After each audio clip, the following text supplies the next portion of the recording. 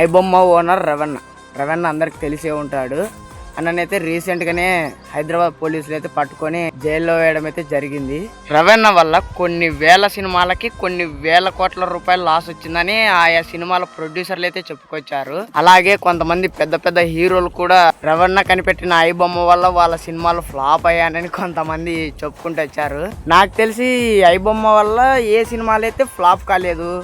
ఎందుకంటే మన వెంకటేష్ గారు నటించిన సంక్రాంతికి వస్తున్నాం super hit blockbuster movie, Pushpa బ్లాక్ బస్టరే, అండ్ అలాగే ఓజీ బ్లాక్ బస్టరే, తండెల్ బ్లాక్ బస్టరే, కింగ్డమ్తో సహా అన్ని హిట్ అయ్యాయి. ఏ సినిమా అయితే ఏదో ఒక చిన్న సినిమాలు ఫ్లాప్ అయి ఉంటాయి.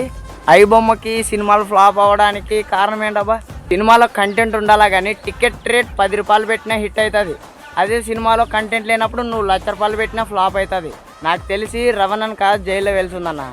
ప్రొడ్యూసర్లని, డైరెక్టర్లని, ఈయన జైలు వేసి పాడదెబ్బల. సినిమాలు తీసాక ఒక హీరోకి 200 నుండి 300 కోట్ల రూపాయల వరకు రెమ్యునేషన్ ఇస్తున్నారు. ఆ డబ్బుల్ని రొటేట్ చేసుకోవడానికి జనాల మీద టికెట్ల ప్రైస్తో రుద్దుతున్నారు. ఎవరైనా కానీ ఒక పెద్ద హీరో సినిమా ఫస్ట్ షో చూడాలంటే మినిమం 1000 నుండి 2000 రూపాయల వరకు టికెట్ ప్రైస్. మామూలు మిడిల్ క్లాస్ వాడు ఎవడు కానీ చూడలేడు. ఎందుకంటే 3000 రూపాయలు అనేది మిడిల్ క్లాస్ వాడు నెల సరిపడే ఆదాయం.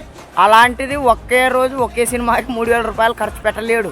ఫస్ట్ రోజు ఎలాగో చూడలేము, కనీసం నెల తర్వాత వెళ్ళి చూద్దాం అనుకుంటే అప్పటికి సినిమా ప్రైజులు 400 నుండి 300 రూపాయల వరకు ఉంటుంది. చిన్నప్పుడు మా బాబాయ్లతో కలిసి నేను సినిమాకి వెళ్ళినప్పుడు మొత్తం మా బాబాయ్ ఫ్యామిలీ నాతో సహా 400 రూపాయలు ఖర్చు అయింది అప్పట్లోనే.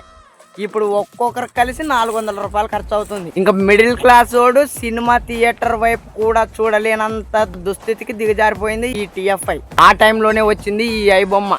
ఎక్కడి నుండి వచ్చాడో ఎలా వచ్చాడో తెలియదు కానీ వాడమ్మ మిడిల్ క్లాస్ వాడికి నేనున్నాను అనేలా వచ్చింది ఈ ఐబొమ్మ. ఎంత పెద్ద హీరో సినిమా అయినా కానీ థియేటర్లో పడ్డ మరుసటి రోజే ఐబొమ్మలోకి వస్తుంది. స్మార్ట్ ఫోన్ యూజ్ చేసే ప్రతి మిడిల్ క్లాస్ వాడు వాడమ్మ కాలు మీద కాలేసుకొని చూసేలా క్రియేట్ చేసింది ఈ ఐబొమ్మ లేని టైంలో ఏదైనా సినిమా చూడాలంటే సబ్స్క్రిప్షన్లు తీసుకోవాలి, OTT సబ్స్క్రిప్షన్లు.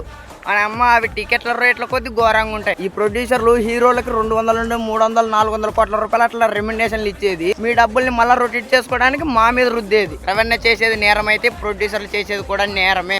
రవణ దయ వల్ల ఎంతో మంది మిడిల్ క్లాస్ వాడికి నాతో సహా కొన్ని వేల సినిమాలు చూసే అర్హత కలిగింది. నా దృష్టిలో రవణ చేసింది అయితే తప్పు కాదని నేను అనుకుంటున్నాను.